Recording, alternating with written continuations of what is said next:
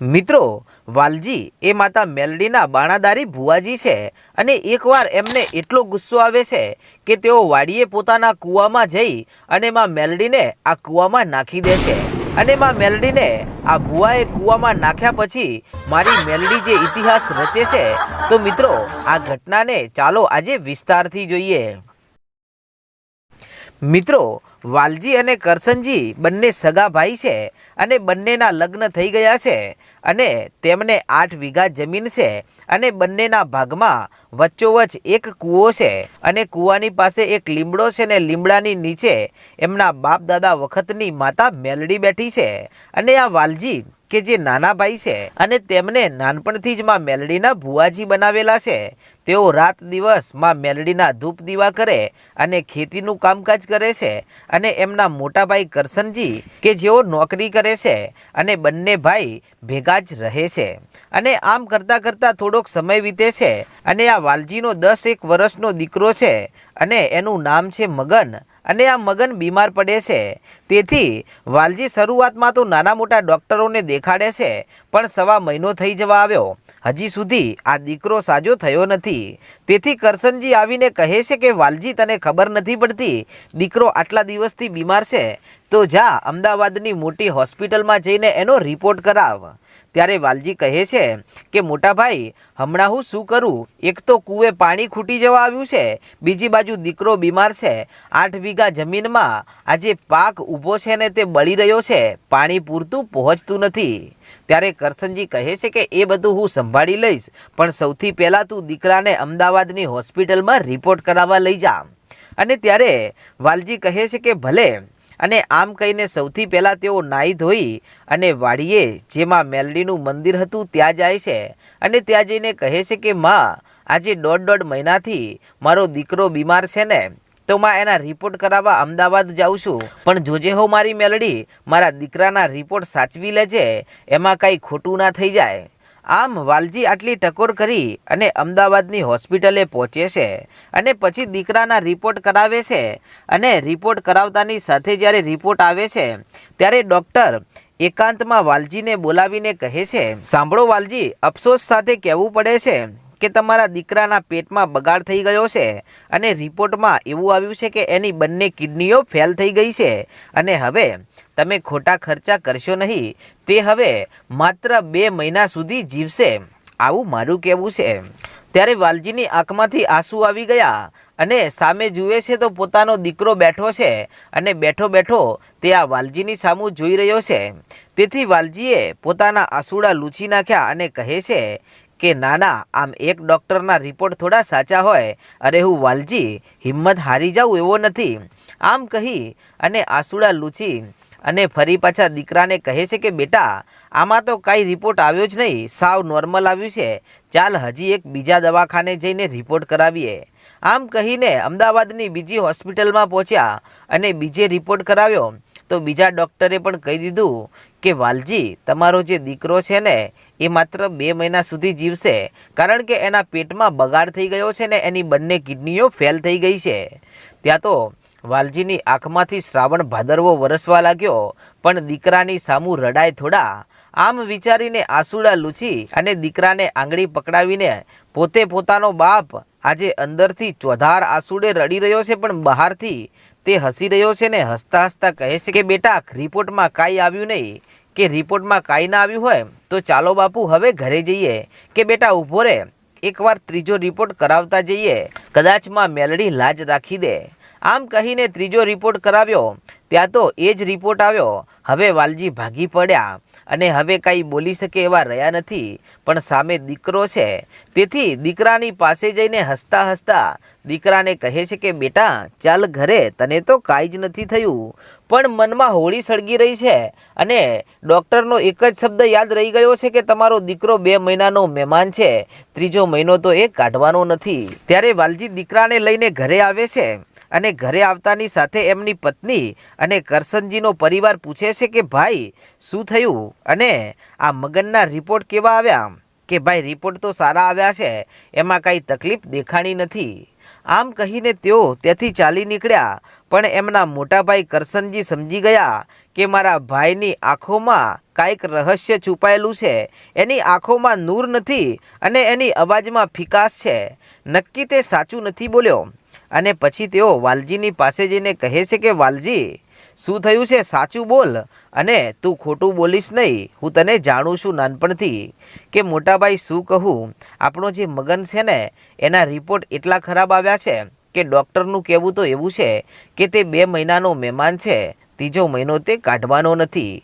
અને ત્યાં તો કરશનજીની આંખમાંથી પણ આંસુ આવી ગયા. અને આ બાજુ વાલજી રડી પડ્યા કે મોટાભાઈ, મારો એકનો એક દીકરો હવે નહીં રહે તો હું એના વગર નહીં જીવી શકું. ત્યારે કરશનજી કહે છે કે વાલજી ચિંતા કરીશ નહીં.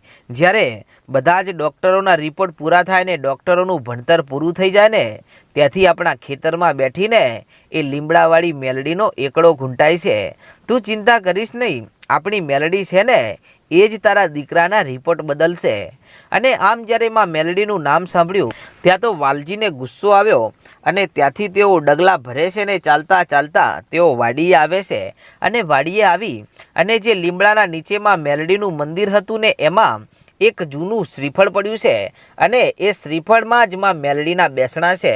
તેથી એ શ્રીફળ હાથમાં લઈને આ વાલજી ખૂબ રડ્યા અને રડીને કહે છે કે હે મારી મેલડી, તારા રાત દિવસ ધૂપ દીવા કર્યા અને ખાલી તારી પાસે એટલું જ માગ્યું હતું કે મારા દીકરાના રિપોર્ટ સારા લાવજે. પણ હે માં, તે તારા ભુવાની આટલી વાત ના સાંભળી. અને હવે સાંભળ મારી મેલડી, હવે 2 મહિના પછી મારો દીકરો મોતને ઘાટ ઉતરી જવાનો છે અને હું પણ કાળા માથાનો માનવી હવે જાજુ જીવવાનો નથી. તો પછી તારા ધૂપ દીવા આમે કોણ કરશે? એના કરતાં માં મેલડી, હવે તને પૂજવી નકામી છે. અને મેં રાત દિવસ તારા ઘીના દીવા કર્યા અને મારા દીકરાને સૂકા રોટલાને મરચું ખવડાવ્યું. પણ કદાચ તારા દીવામાં જેટલું ઘી પૂર્યું એટલું ઘી મારા દીકરાને ખવડાવ્યું હોત ને તો મારી મેલડી આજે મારા દીકરાની તબિયત આટલી ખરાબ ના થઈ હોત. આમ કહીને ગુસ્સા સાથે ઊભા થઈને વાલજીએ જે શ્રીફળ હતું એને છૂટું કૂવામાં ઘા કર્યો અને આ હવામાં ઉછળેલું શ્રીફળ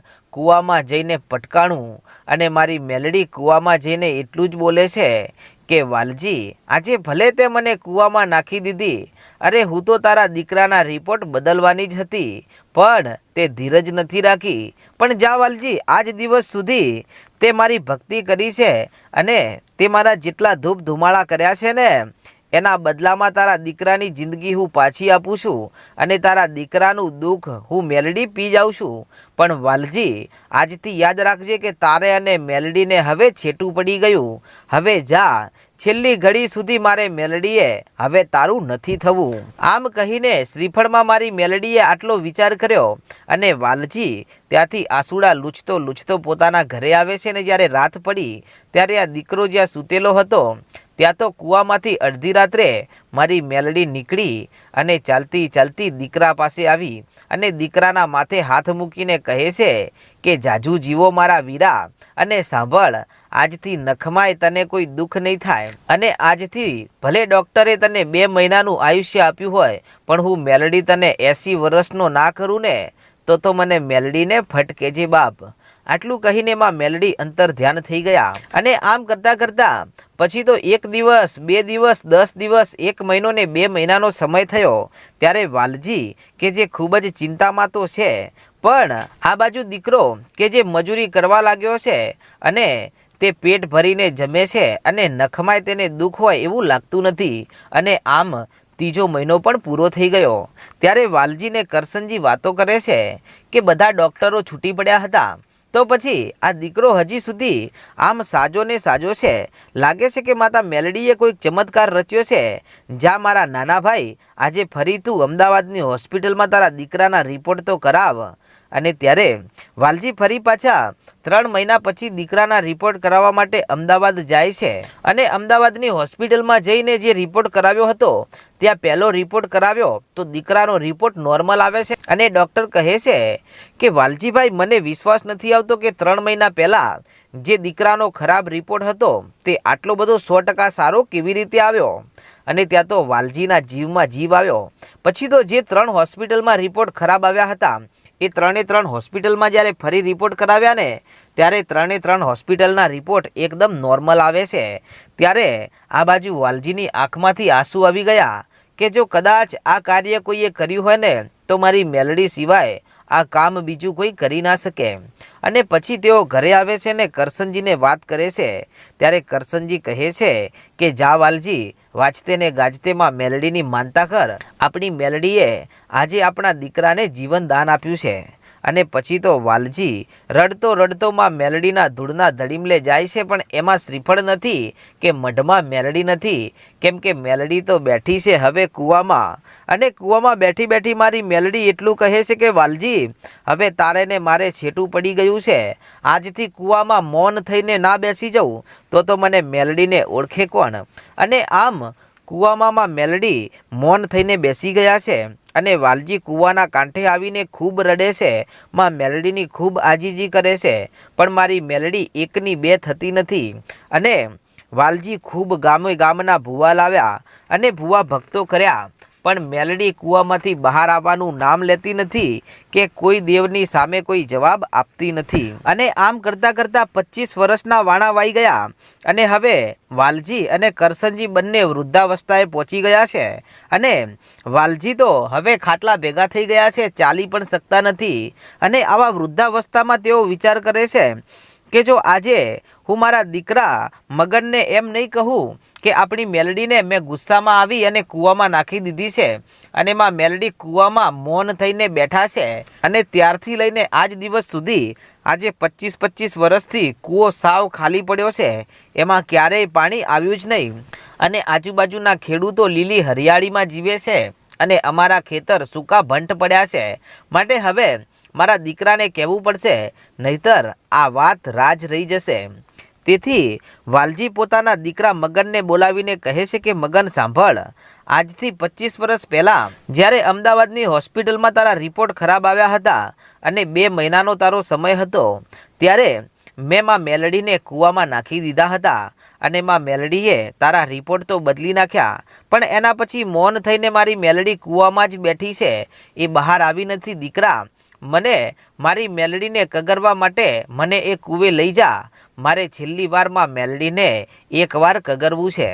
અને પછી તો વાલજી અને કરશનજી અને એમનો આખોય પરિવાર બળદગાડામાં બેસી અને પહોંચે છે વાડીએ કૂવામાં। અને કૂવાના કાંઠે વાલજી બેઠા બેઠા ખૂબ રડે છે અને રડતા રડતા કહે છે કે માં, હું તો હવે મારી જિંદગીના છેલ્લા દિવસો ગણી રહ્યો છું અને હું તો મરી જઈશ, અને પછી ભગવાન મને ક્યાં જન્મ આપે અને કયો અવતાર આપશે એની મને કાંઈ ખબર નથી, પણ જતાં જતાં મારી મેલડી તને એટલી જ વિનંતી કરું છું કે હવે તું પાછી તારા મઢમાં બહાર આવી જા, અને જો તું બહાર આવી જાય ને તો મારો દીકરો તારી પૂજા કરશે અને અમારા બંને ભાઈઓના પરિવારની હવે પોખો બની જા મારી મેલડી। હવે મેં તારો ગુનો કર્યો છે ને એના બદલામાં તું કહે ને તો મારો જીવ આપી દઉં કૂવામાં પડીને, પણ હવે મારી મેલડી તું હવે રાજી થઈ જા। અને 25 વર્ષ પછી જ્યારે આ વાલજી આટલો પોકાર કર્યો ત્યાં તો આ બાજુ કરશનજીની 15-16 વર્ષની દીકરી છે તે હાકોટો કરીને ધૂણવા લાગી અને કહે છે કે વાલજી,